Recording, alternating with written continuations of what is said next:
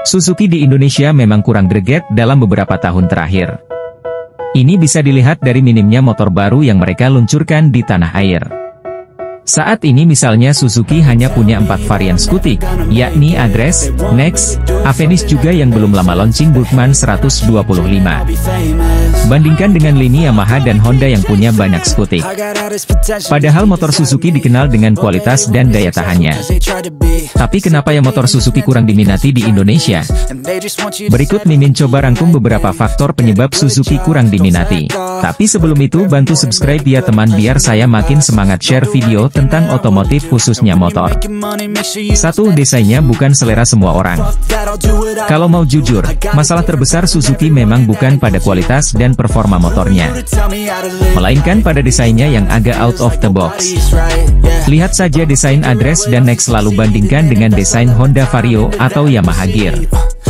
Banyak yang menganggap desain skutik Suzuki kurang sporty. Memang sih desain itu soal rasa dan karenanya sangat subjektif. Tapi selera pasar itu sulit dilawan. 2. Berkiblat ke India. India merupakan salah satu pusat produksi Suzuki yang mampu menyediakan permintaan besar dari pasar global, salah satunya Indonesia. Itulah mengapa, produk-produk yang mereka hasilkan diklaim punya kualitas mumpuni. India yang jadi rumah produksi secara global bisa menyediakan stabilitas produksi dan melakukan penyesuaian terhadap minat pasar Indonesia, ungkapnya. Sementara di segmen roda 2, Teguh Agha selaku 2W Sales Marketing Department Head SIS mengklaim, keputusan pihaknya mengimpor motor buatan India ke Indonesia telah melalui riset panjang dan matang. Salah satunya, yakni saat SIS memutuskan menjual Avenis 125 di tanah air. Suzuki Indonesia mengambil produk ini adalah langkah tercepat untuk menambah line-up model motor Suzuki di Indonesia. Suzuki Avenis 125 adalah produk global, jadi di semua negara Suzuki bisa memasarkan Avenis 125, tegasnya. Dia juga turut menanggapi desain motor India yang dikritik sejumlah pihak. Menurutnya, perumusan desain kendaraan dikerjakan insinyur-insinyur andal Suzuki. Sehingga, semuanya pasti telah disesuaikan dari selera konsumen. Desain tersebut sudah diperhitungkan oleh engineer Suzuki. Jadi tentu ada kelebihannya, kata Agha. 3. Jaringan bengkel terbatas. Masalah lain yang membuat skutik Suzuki tak banyak dilirik adalah jumlah bengkel resmi Suzuki yang sangat terbatas. Keterbatasan jumlah bengkel tentu akan menjadi pertimbangan utama konsumen yang akan membeli motor.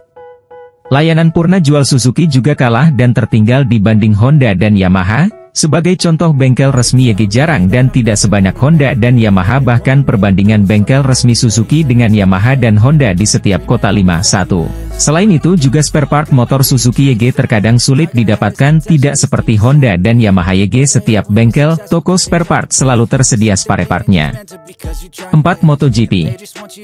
Bagian ini bisa dibilang juga berpengaruh. Ketika Valentino Rossi jadi juara dunia pakai Yamaha, maka dari segi penjualan promosi dan lainnya bisa dibilang meningkat di Yamaha.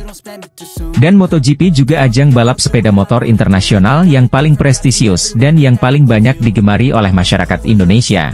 Suzuki juga merupakan salah satu pabrikan sepeda motor YG turut berkompetisi di ajang balap MotoGP. Di MotoGP performa motor Suzuki juga terbilang bagus. Di MotoGP juga memang Suzuki juga pernah beberapa kali menjuarai ajang balap tersebut. Bahkan tahun 2020 lalu Suzuki menjuarai MotoGP 1 lewat pembalapnya Joan Mir.